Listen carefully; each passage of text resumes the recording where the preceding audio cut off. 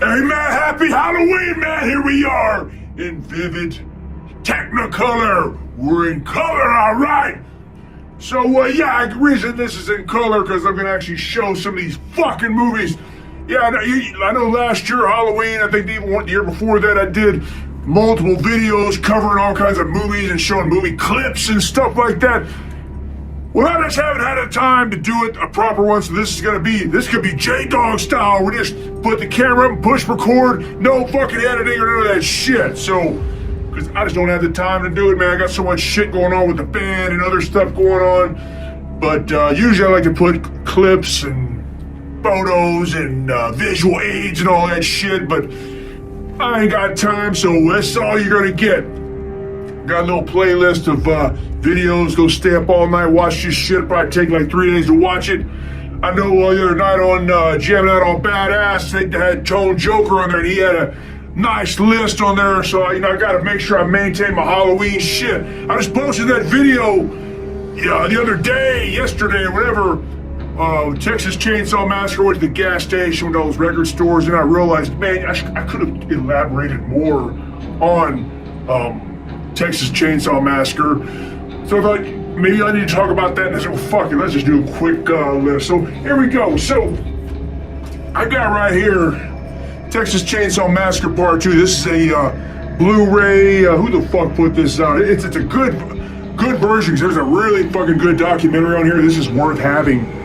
Documentary and also deleted scenes, which I don't understand why they deleted some of these scenes. There was one scene that was fucking hilarious. I mean, it's a raw cut, it looks rough, but it's where they're driving around looking for people to murder, and they're driving that truck and pull into a parking garage after a football game has happened. All these fucking idiots go, bunch of football jackoffs running around, and they pull up and goes, hey! The cook goes, hey, I want some rolls or some shit like that. Yeah! And then Leatherface comes out the back and just starts sawing them all the fuck up. I mean, that should have definitely stayed in the movie. There was another cutout scene with Joe Bob Briggs going down the stairs from a movie theater and getting killed. Yeah, I could see why they cut that shit out. But the one with the football game, man, and I think they even have these deleted scenes online. Now you should go look that shit up. But this is a good little package here, man. Nice documentary. And also, we'll talk about vinyl too. Got the original fucking Texas Chainsaw Massacre 2 soundtrack, IRS Records, Canon. It's got all the good shit on there. You know, the Oingo Boingo songs playing at the beginning when they're hitting those fucking yuppies driving backwards. And you know what's also funny? You know, at the very beginning of the song, there's the very first song that's playing, and they're shooting those mailboxes. It's by Tim Buck 3, which I don't even know who the fuck that is other than on this soundtrack.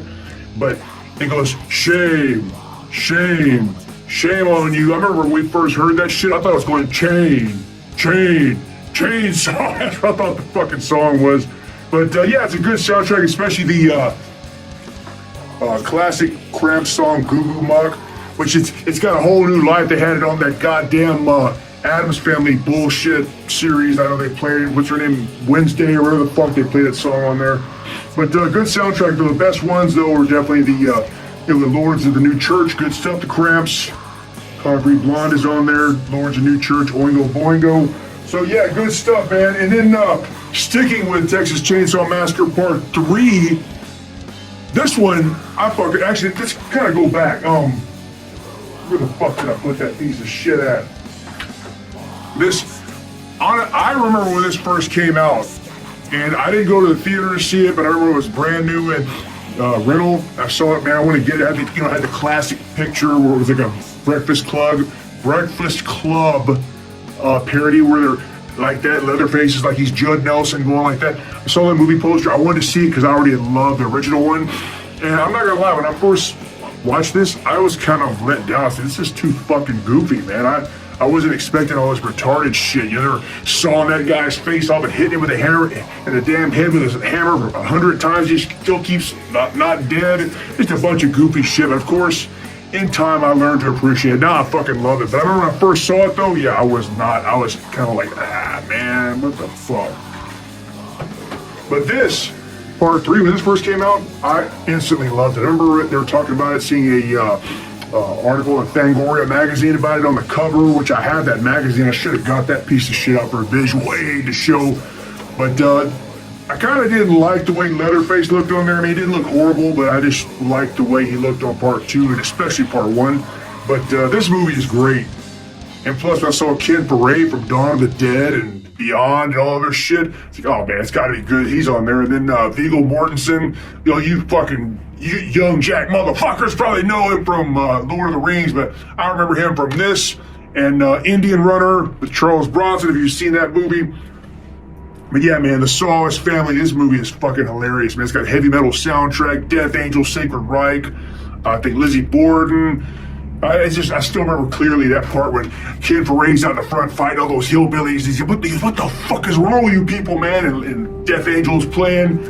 It was just a fucking great action movie. If you haven't seen this, it's not obviously the first one is the best one, but this is damn good movie. And I don't know if I've got this older DVD version. It's got a documentary on here, which actually I have not watched that in a long ass time, which maybe it's Halloween tonight. Maybe you come back at home 2 o'clock in the morning and watch this motherfucker. So moving on. I know Tone Joker, I don't know, maybe he mentioned this, we were talking about it, but City of the Walking Dead, which I always refer to this movie as the one with the fast-moving shithead zombies. That zombie right there looks like he has a big pile of shit on his, you see that fucking O-ring bullshit? Got a big pile of shit on his head. But this is great movie. Then the original proper title is Nightmare City. The DVD is worth getting. Not really any special features, but it's just a lot of action and gore. And I just laugh about the part where they were raiding this hospital. They bust in and kill all the doctors, and there's a patient being operated on. That zombie just walks in and starts eating the motherfucker while he's dead. Or not while he's dead, but while he's under that damn bullshit that puts you to sleep. I can't think. But yeah, if you have not seen City of the Walking Dead, it's very good. It's also called Nightmare City. Moving on, Empire of the Ants. I know it's a sci-fi movie. It's horror. I mean, these giant insect movies are always good. Tarantula and Them. Them is such a good movie. Actually, I should have talked about Them. But Empire of the Ants is also really good. And I always remember this guy, Joan Collins, but I remember the first time I saw it, I was like, hey, that's fucking Sarge! Sergeant Cotrera from Chips is on here. He's Robert Pine, the actor, whose his son is now in Star Trek and all these other fucking movies. But on here, the Sarge was a fucking sleazebag. He had his wife, he was trying to cheat on her the whole time and started fucking groping this bitch, and she'd kneed him in the balls, and he left his wife to die. He was a complete scumbag on there.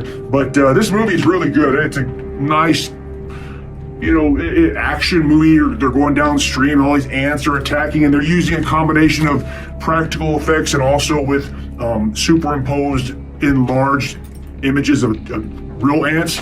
But honestly, the way it's incorporated, I think it works pretty well, especially the real ant footage. Like they're all piled up, look all grimy looking. Usually, a lot of times you incorporate real animals increased in size, it doesn't work as well. But I think on here, man, it does. Fucking good times, VHS, motherfucker. Moving on, 80s slasher. I could have talked about Madman or Prom Night or some shit, but no, we're talking about Terror Train. Jamie Lee Curtis, great movie. David Copperfield, the magician, on here. Excellent movie. I mean, there are better movie. Well, I don't know. Actually, we're talking about Jamie Lee Curtis slashers. Obviously, Halloween's the best, but I like this one way better than Prom Night. Prom Night, where I was scared of it as a kid. I watch it now. It's not that fucking good. This movie, I think it still holds up. I still like it. They're on the train. Murder. It's pure fucking early 80s. If you watch early 80s movies, like from 80 to about 83, in that range, they have a certain look. Once 84, 85 came along, they had a certain look, and then 88 through 90, you can just tell. And you watch this, it has that certain aesthetic. Obviously, not just the way they dressed, but the big hair and shit. But really good stuff, man. And a nice twist ending on it. Now, my other favorite movie is Reanimator. But no, we're not talking about the fucking Reanimator. We're talking about Cellar Dweller. It's got Jeffrey fucking Combs on there, one of my favorite horror actors, and it's where he's a comic artist, and his month creature, the Cellar Dweller, when his comic comes alive, and it's not the greatest movie, but it has nudity, Jeffrey Combs, and a practical effects demon that has like a fucking pentagram on his chest. It's a good monster creature feature, if you will. I mean, again, wouldn't be considered like an absolute classic, but it is worth watching. Jeffrey Combs, Cellar Dweller.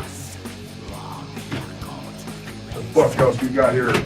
Should be all this shit right. Already covered that. And actually, speaking of Jeffrey Combs more, Castle Freak, Jeffrey Combs is on this as well. And also Barbara Crampton from The Beyond and Reanimator. Always her nudity. Her nude parts are always good, especially on Reanimator and from The Beyond. Good stuff. And she's right there.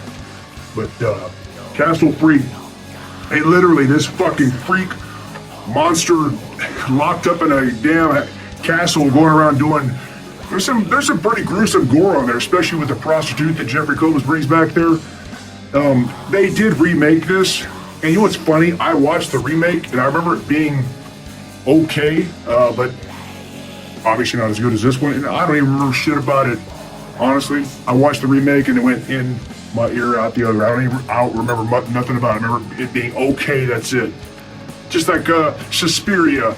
Great fucking original movie. They remade it. I thought, it's okay, but I have no reason to watch that shit. I watched the original. Castle Freak, though, man. Very good shit. And Stuart Gordon made this as well. Excellent shit. You know, and he directed Reanimator and From Beyond, so like, I guess he loves recasting Barbara Crampton and Jeffrey Combs. Two good horror actors and actresses for sure. This one goes back to the American International black and white. I was a Teenage Frankenstein. I remember watching this, and also I was a Teenage Werewolf with Michael Landon, which I like both of them. This one here, Teenage Frankenstein, looks like a complete deformed-looking motherfucker. Actually, that's pretty fucked up looking. But if you've seen this, it's good. It's really good. I like this one just as much as the I was a Teenage Werewolf. It's like this guy, Dr. Frankenstein, needs a body to work on his experiments, and it just so happens there's a car wreck right in front of his house where his laboratory goes there and drags the body in, some big muscle-bound motherfucker, and then it turns his head into a pile of shit. Good movie. And there's also kind of another crossover, how to make a monster, I think is what it's called, or how to create a monster. It has this Frankenstein and Teenage Werewolf on there, but they're like makeup on there. It's a pretty good movie though, pretty good story. All those are good. I was a Teenage Frankenstein. Moving on, man. The Horror Express. This is one of these cheap ass DVDs, but you can actually watch this movie streaming where it's better resolution. It's pretty decent resolution. Christopher Lee, Peter Cushing, Telly Savalas. This movie poster here is shit. This is actually a really good movie. It's another like Terror Train, a horror movie on a train in Siberian Express, and it's pretty good. It's like Christopher Lee has this prehistoric Cro-Mag fossil that brings onto the train, and it thaws out, then it's going around killing it. It's kind of misleading because you think, okay, it starts off, it's a big Sasquatch going on the train killing people, but there's a lot more involved to it than that. Involved with extraterrestrials and ancient shit. I don't want to. I would suggest just watch this. It's one of my favorite fucking movies. I mean, it's not crazy, wild, action-packed where there's a fucking Yeti on a train tearing shit up. It's slow paced, but it's still really good. And it's a really cool twist in what it's all about. And Telly Savalas on there is a fucking complete asshole, and I love his character. I just wish that he had a bigger part on there. That's my only regret on that motherfucker. Moving on, black and white still. It, the Terror from Beyond Space. They always credit this as what they say the movie Alien. Dan O'Bannon and them stole the idea from this movie because it literally is a spacecraft that goes to a planet, and then there's an alien stowaway on the ship, going around killing everybody. It's It's a very low budget movie, but it still looks pretty damn good. The alien costume looks good. The actors are good. Marshall Thompson is on there, who's been on a bunch of fucking 1950s sci-fi movies. You see and you'll know. But The Terror from Beyond Space, not It from Outer Space. There's another movie like that, but The Terror from Beyond Space. I highly recommend it, man. I fucking love this movie. I watch it pretty often, rewatch it, and it's kind of like Alien. That alien's going through the air shafts and going around killing people and sucking their blood, and a lot of cool action. That monster just tearing shit up, man, in costume. Again, I watch this pretty often. I watch it again. Actually, I need to put that on. These two I need to fucking put on tonight on Halloween. Moving on, man. Check this out. We got a double feature here. Hell Night and Fade to Black. Two great fucking movies. Another early 80s slasher movie, Hell Night. I remember seeing that as a kid, man. I was kind of scared, but still liking it at the same time. And part of that fucking monster, man, gets that guy and twists his head around. It's fucking good shit. But Hell Night. And that's on Shudder, if anybody has a subscription to that. Really good. Linda Blair, Exorcist, and she was making other movies besides that. But she was also in another movie called Grotesque, which I should talk about. That's a fucked up, funny movie, bunch of punk rockers and a big deformed mutant killing people. But Hell Night, you got to stay in this haunted house, these pledges for this fraternity, and great shit. And then Fade to Black is really cool too. This fucking idiot that's obsessed with movies, and his mom's always telling him what to do, and he's a fucking awkward retard trying to get along with people, and he dresses up like all these people from these movies and goes out killing people. Mickey Rourke is on there as a young motherfucker, one of his earliest roles, which Fade to Black, I think that came out 81, if I'm not mistaken. I can't remember off the top of my head. It was definitely 80, 81, something like that. So Fade to Black and Hell Night. Hey, actually, fuck yeah. See, I like this here. This has the original movie poster right here. See how much better that looks than this fucking shit they do? Like, well, I mean, it is a double feature, so I know why they did it, but check out that artwork. Excellent shit. Hell Night. Linda Blair. Remember back when DVDs would actually have, like, inserts and books and stuff like that? I mean, you can still get special edition stuff that has that shit, but they stopped doing it there for a while. All right. Laser Blast. So this is more of a sci-fi movie. I still remember this clearly. I saw this, I guess it was 1977. What? Because I'm trying to think. Yeah, 1977. Because that's when Star Wars came out. Because as a kid, my parents took me to see Star Wars at the drive-in. And back then, you would have a double feature. And the double feature was Laser Blast, the second movie. So we watched Star Wars, and oh man, great. My dad said, hey, do you want to stay and watch this other movie? It's called Laser Blast. I'm like, what is it about? I don't know, let's watch it a little bit and see if it's any good. And they show us this fucking idiot walking through the desert, and the spaceship lands, and then this stop motion, Ray Harryhausen like aliens come out, look like turtles with no shells, and I told my dad, oh yes, I want to stay and watch this.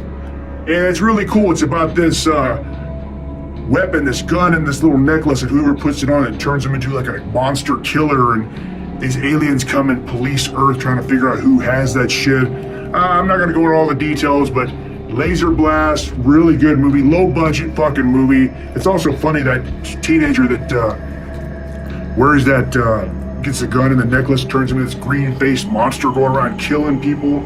He gets in this van with this fucking far out, man. He's got with a beard, some hippie motherfucker. They're driving, and they show a billboard for Star Wars, and that monster hangs the gun out the window and shoots it and blows the whole thing up. It's funny, that fucking guy driving goes, wow, far out, man. And that monster points the gun and blows his ass out the door. A lot of unintentionally funny stuff. Roddy McDowall has a cameo in there from Planet of the Apes and so many other fucking great movies. I always liked Roddy McDowall, Legend of Hell House, stuff like that. Actually, there's the motherfucker right there. Roddy McDowall. All right, let's wrap this shit up. lastly is The Stuff, made by Larry Cohen, who made It's Alive and some other great movies. I think he made Q with David Carradine and Richard Roundtree about that big fucking Aztec lizard flying around New York that people never, in the large city of New York, they never see the motherfucker flying around killing people, but that's another story.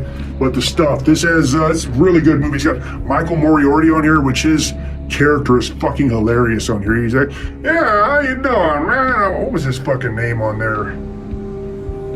I can't remember the character's name. It's Michael Moriarty. It's funny. He got this funny accent, and it's this shit that they're selling as yogurt, turning people into zombies and killing them and whatnot.